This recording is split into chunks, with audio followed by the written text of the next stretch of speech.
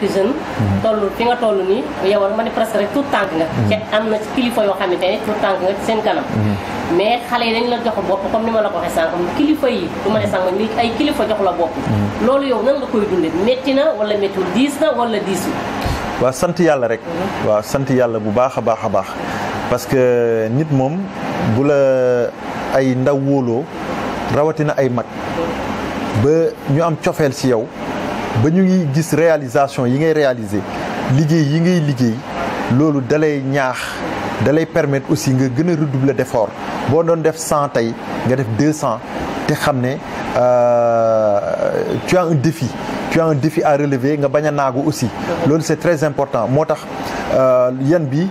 diis na diisul si je peux m'exprimer ainsi mais maa ngi ci sant yàlla bu baax di sant suma ñaari waajur di redoubler d'effort di gën a góorgóorlu di gën a liggéey. macha allah am na solo waaye 15 millions yi nag moom bëgg nañ tamit nga leeral ñu ci as tuut. waaw 15 millions yi par rapport ak financement yi. waaw loolu ci GIE bi la GIE Synergie Action GIE bi. moom ginnaaw bi ñu defee formation ci céréale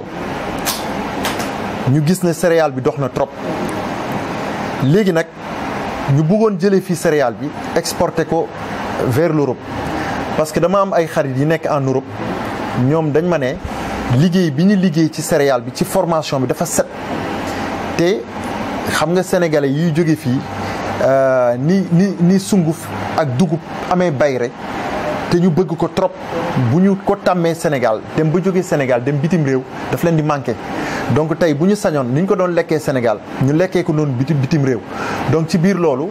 ñoom ñu defal ma pas mal de propositions ñu ne woon dañu bëggoon ñu defar ko mi nga xam ne dañ koy defar ci quantité defar ko ci qualité exporter ko à l'étranger bi ma gisee nag projet boobu laa ne man il faut que ma gën a jàpp il faut que ma gën a liggéey foog ma gën a takku pour GIE bi mën a jëm kanam si la nommé secrétaire chargé des projets et finances moom mu ngi liggéey ci financement ak ci projet léegi nag à partir de ce moment si la ñu lëkkaloo ak benn structure bi fi nekk bi nga xam ne moom moo ñuy lebal 15 millions yi bu ñu ko lebalee ñu dellu lebal ko membre yi nekk ci GIE Synergie Action képp ku ci andi projet képp bien ficelé bien structuré ñu xool sa projet financé ko yow aussi ngay fay ñuy rembourser banque bi c'est comme ça que ça va se passer donc noonu lay demee quoi nga xam ne dina wàññi chômage bi dina tax nit ñi farlu dina tax nit ñi am Pastef dina tax nit ñi aussi sawar taxaw temb xam ne liggéey rek moo am solo te liggéey ci jaamu yàlla bokk. macha allah am na solo waaw daal ba tey ñu ngi lay laaj pare nga pour nekk mairie Grand Yoff wala bëgg nañ nga leeral foofu astu. jërëjëf donc c'est une très bonne question bu am solo nga ma posé te dinaa ci sawar a tontu parce que tey ginnaaw bi ma liggéey APD muy association pour le progrès et pour le développement du Sénégal def ay réalisations un peu partout créé woon les samedis du Ramadan fekk fu dara nekkul teg fa dara muy action donc loolu bi ñu ko xoolee ci quartier yu bëri ci village yu bëri ci région yu bëri bañ ko saytoo xool fu jafe-jafe yi tar fu jafe-jafe yi nekk ñu jéem fa andi ay saafara jéem fa andi ay solutions démonstration de force yooyu ñu def pendant le mois de Ramadan ak ci sensibilisation ci Covid-19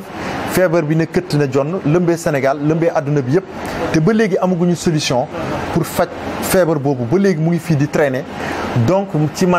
ci bi ñëpp toogee bi ñëpp noppiwee laa wàcc sur le terrain dëggal sama bopp dimbali askan wi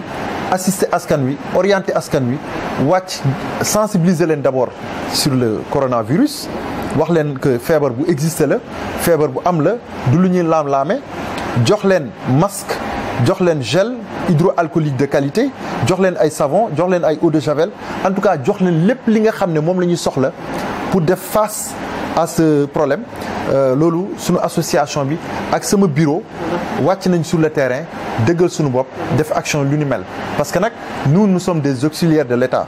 association bu ñu demee ba wóolu la jox la récépissé waroo toog rek di tenir ay réunion dans un salon da nga war génn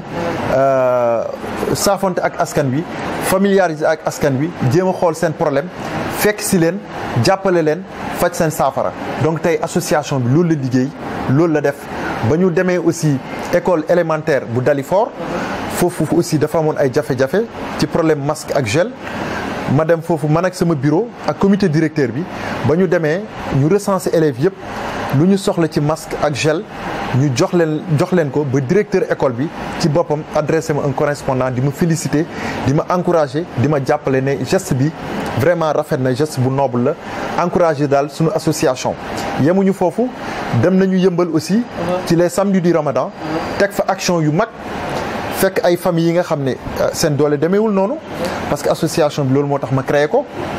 ñoom aussi ñu jàppale leen ci weeru koor bi nga xam ne vraiment c'est un mois béni weeru solidarité la weeru yërmande la weeru jàppalante la donc ñun aussi dem nañu foofu gisee ak ñoom def leen jox leen li ñu leen war a jox yëpp ba ñoom seen bopp ñoo seede ne bañ fa dëkkee ba léegi kenn musul def lu association APD def ak GIE Synergie Action ñu ngi ñuy sant ñu ngi ñuy gërëm ñu ngi ñuy ñaanal ñu ngi ñuy encouragé te ñoom ñëpp fas yéene nañu adhéré nekk ci APD nekk ci GIE Synergie Action ma yemuma foofu ma dem HLM Patte d'Oie aussi ci mosquée bi aussi ci laylatul xadar yi aussi ma gis imam bi gis notable yi gis délégué de quartier yi ñoom ñëpp ma am nu ma def ak ñoom pour que ñii ñëw di célébrer laylatul xadar yi guddi gi ñu am aussi ci lu ñu jàpp loolu yëpp association bi def na ko GIE Synergie Action def na ko donc daal fa association yëpp toogee mouvement yëpp toog man ci laa génn wane sama bopp donc tey ñaari entité yooyu muy ñaari bànqaas yooyu muy APD muy GIE Synergie Action tey ñoom ñoo jur mouvement ADN muy Alliance pour le développement national ngor et dignité construisons ensemble le Sénégal de demain ci ngor ak ci dignité donc loolu moo tax tey ñu créé mouvement politique bi di ADN léegi nag ñu ngi jëm